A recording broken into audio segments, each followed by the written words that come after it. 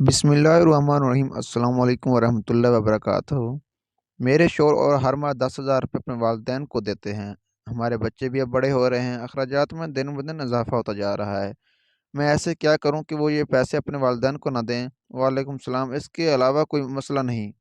جی سر، انہوں نے اپنے بہنوں کو بھی خوب سر پر چڑھا رکھا ہے، بہنوں کو بھی بہت کچھ دیتے ہیں اور بہت شدید غصہ آتا ہے۔ آخر میرے بچوں کا حق ہے۔ آپ کے والدین زندہ ہیں؟ جی سر۔ کیا عمر والد ہے والدہ صاحب کی؟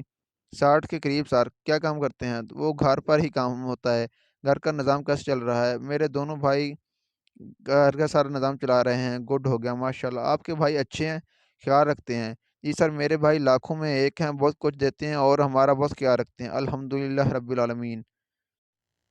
ماشاءاللہ، معذرت کے ساتھ کہنا چاہتا ہوں کہ آپ کے بھائی بہت کچھ دیں، خیال رکھیں تو وہ بہت اچھا ہے، اور اس بات کا پر الحمدللہ بھی کہا آپ نے، لیکن یہی کچھ آپ کے شوہر اپنے بہنوں کے لیے بھی کرتے ہیں تو آپ کا دل استغفار پڑھنے کو کرتا ہے۔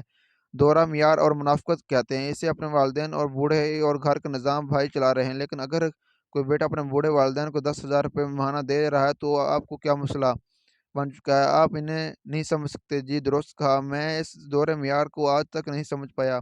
میرے ایک دوست ہیں، 7 ماہ سے ان کا کام بند ہے اور ان کی زوجہ نظام چلا رہی ہیں۔ دوست کی عادت تھی مہینے میں ایک بار اپنی بہنوئی کو دعوت پر تحائف پیش کرنا۔ کمال یہ ہے کہ ان کے زوجہ اس کے سلسلے میں جاری رکھا ہوا ہے اور کہتی ہے کہ بہنوں بھائیوں کا حق ہوتا ہے اور سب کچھ اپنے شوہر کے ہاتھوں سے ہی کرواتی ہے۔ ایسی بھی لاکھدار عورتیں ہیں۔ میرے والد میں میری بہنیں اور جان بھی دیتی ہیں، اور والدہ کی عادت ہے جب جہاں 10 دینے وہاں 20 دینے کا کہتی ہے۔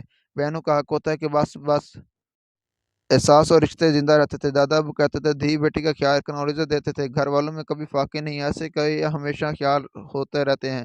خوشحالی یہی بصیرہ کرتی ہے جس گھر میں بڑے بزرگوں کی عزت کی جاتی ہے، ان کی خدمت کی جاتی ہے، انہیں برکتوں کا باعث سمجھا جاتا ہے۔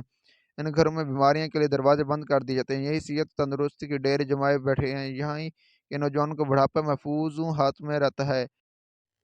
امید ہے دوستوں آپ کو ہماری ویڈیو پسند ہے کہ ویڈیو پسند ہے تو چینل کو لائک اور سبسکرائب کرنا مت بھولیے گا۔ ایسی اور مزیدار ویڈیو دیکھنے کے لیے ہمارے چینل کی باقی ویڈیوز واچ کیجیے۔ بہت بہت شکریہ۔